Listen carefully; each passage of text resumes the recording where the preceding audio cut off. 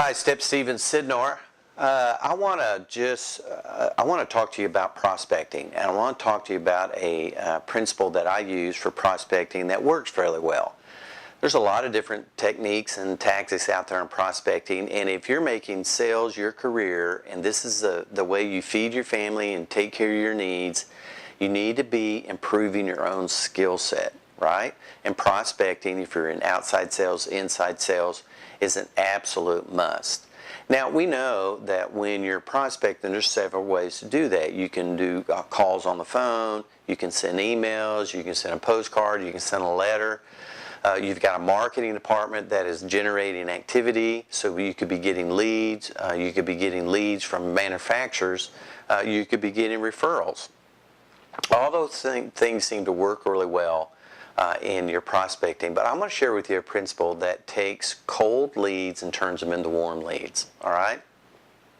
Now, a couple of things you need to remember about prospecting is that a lot of us do interruptive marketing. That means that we're calling somebody or emailing somebody, they're not expecting to hear from us, and it creates a little bit of rejection. Now, the average sales reps stops following up on a call after leaving, say, 3 voicemails, all right? But you need to know it takes about 7 touches to get a client familiar with you. So I like to use the principle that I created called the billboard prospecting principle. And it simply goes like this.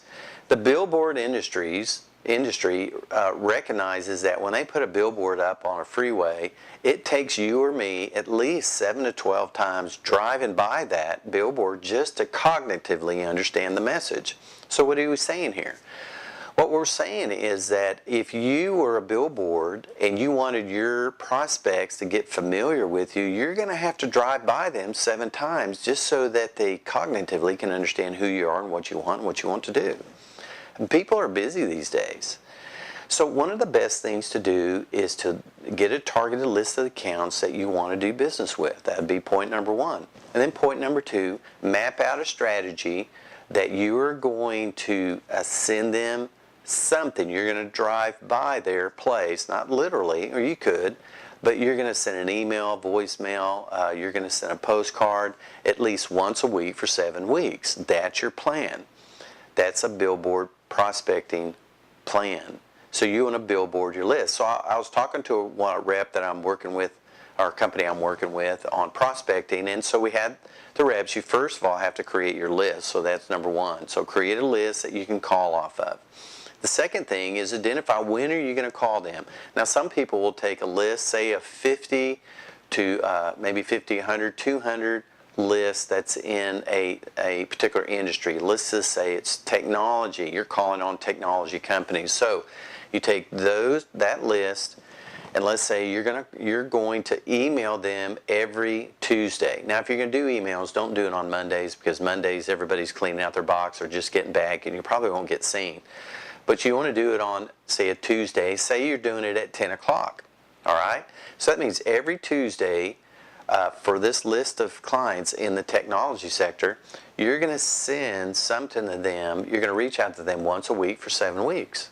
Now, here's what's interesting about that. Let's say week 1, you send an email that simply says, hey, are you the person I need to talk to? On week 2, you're sending out an email that says, hey, whoever the target ought to say, Joe, hey, Joe, my name is Stepp. This is a company I'm with, and the reason I'm reaching out to you is just schedule a meeting. When you get time, let me know when's the best time to meet with you. Now, those first 2 emails probably won't get responded. In fact, I think the average for callbacks, if you leave a voicemail or emails have a 24% chance of being responded to. Voicemails have like less than 1% chance of somebody calling you back. So, but your objective in the billboard prospect thing is not to get them to call you back. Your objective is to get familiar with them. So week 1, send them an email. Week 2, leave a voicemail. Week 3, maybe leave a voicemail and send an email. Week 4, send a postcard.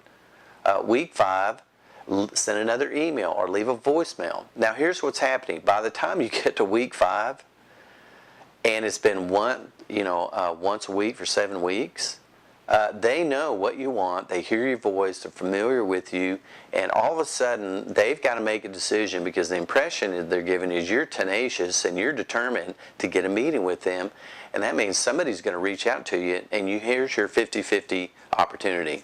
Somebody's going to call you or send you an email and says, listen, we're just flat not interested. All right? So you put them in the queue and call them back later. Don't let it bother you. Don't overread how they respond to that. Don't get mad at the messenger and you get all upset about it. But here's the other option. They're going to call you up and say, hey, go ahead and come on by. Let's go ahead and schedule that meeting. And that is the way you take a list of prospects and you have a strategic plan to call them up and follow up with them once a week for 7 weeks. So try this. It's the billboard prospecting method that I created. It works wonderful for hundreds of reps. And the second thing it does for you is it keeps your mind clear. So do technology, say on Tuesday. Do medical stuff on a Wednesday, another one on Thursday. So on Tuesday, Wednesday, and Thursday, you have your verticals, and every week you're checking that and sending something out. Of course, keep track of that in your CRM, but whatever process you have to do, just remember this. Get a list of people, reach out to them once a week for 7 weeks, and watch the magic happen.